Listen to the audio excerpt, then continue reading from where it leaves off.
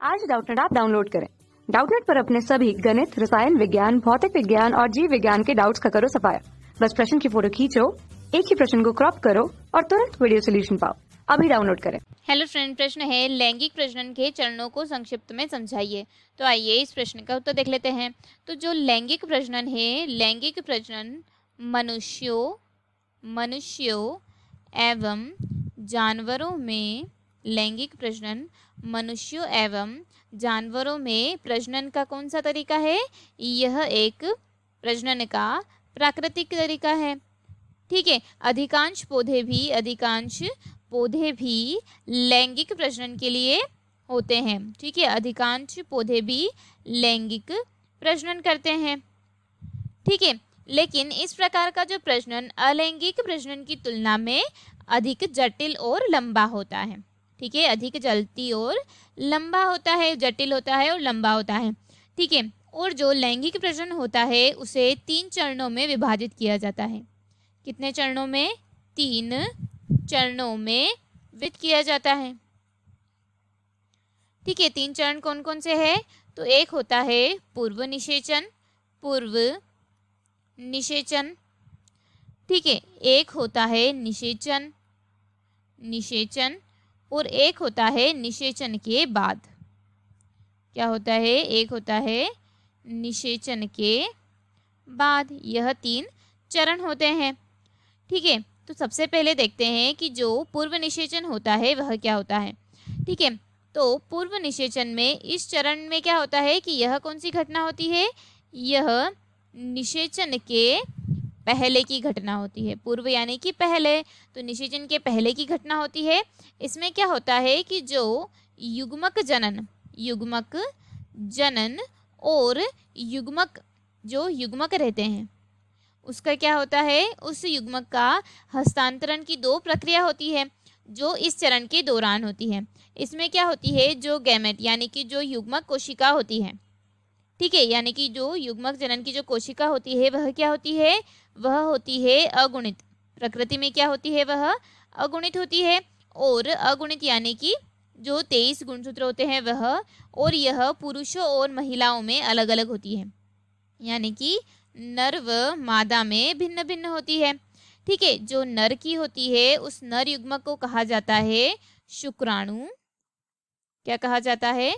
शुक्राणु। तथा जो मादा युग्मक रहते हैं, क्या रहते हैं? जो मादा युग्मक रहते हैं उन्हें कहते हैं अंडाणु। क्या कहा जाता है? उन्हें अंडाणु कहा जाता है।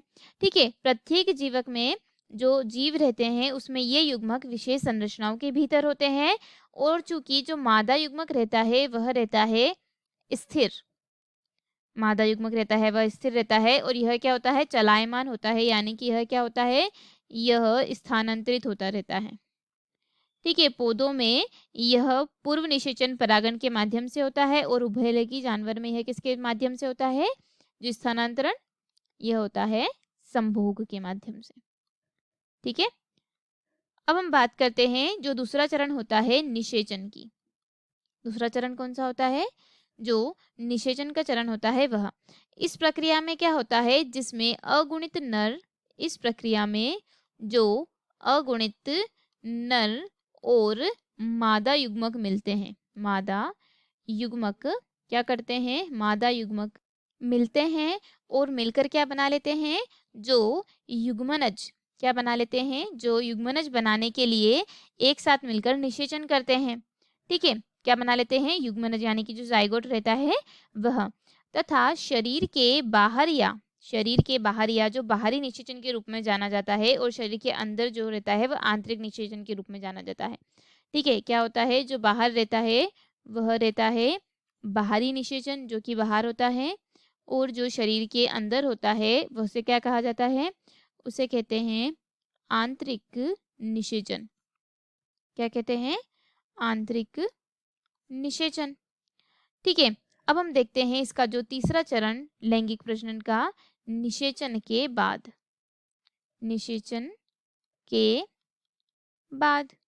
ठीक है, इसमें क्या होता है? निषेचन के परिणाम स्वरूप क्या होता है?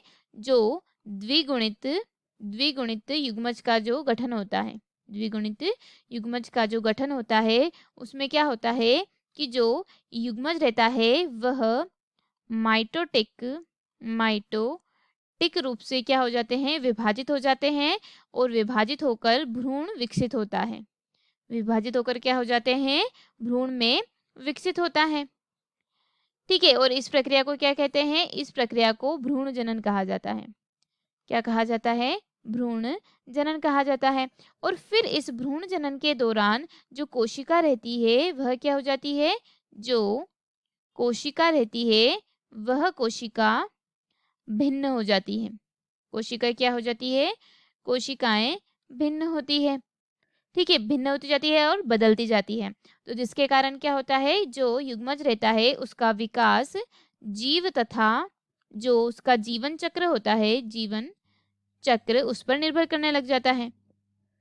ठीक है, यानी कि जो जानवरों में जो अंडाशय के रूप में वर्गीकृत किया जाता है, जो युग्मज रहता है उस आधार पर उसको क्या करते हैं, विकसित हो जाता है। जो अंडाणु रहता है वह विकसित होता है किसमें, जो पौधे रहते हैं उनमें। जो अंडाणु बीज में विकसित हो जाता है और अंडाशय फल में विकसित हो जाता है। और जानवरों में क्या रहता है, अंडाशय में वर्गीकृत हो जाता है। ठीक है, तो यह था हमारे प्रश्न का उत्तर। जो लैंगिक प्रजनन था, उस लैंगिक प्रजनन के जो 3 मुख्य चरण होते हैं वह। ठीक है, वैसे तो जो लैंगिक प्रजनन होते हैं उसके 2 चरण होते हैं, निषेचन और अर्धसूत्रीय विभाजन, परंतु इसमें क्या होता है, पूरा मिक्स किया है। जैसे कि निषेचन, पूर्व निषेचन और निषेचन के बाद, निषेचन की जो बात की है वह आ जाती है अर्धसूत्रीय विभाजन में। ठीक है, तो यह हमारे प्रश्न का उत्तर है। धन्यवाद दोस्तों, आशा करती हूँ कि आपको इस प्रश्न का उत्तर समझ आया हो। कक्षा 6 से 12वीं से लेकर नीट, IIT, JEE वो एडवांस के लेवल तक 1 करोड़ से ज्यादा छात्रों का भरोसा। आज ही डाउनलोड करें डाउटनेट ऐप या व्हाट्सएप करें अपने सारे डाउट्स 8400 400 400 पर।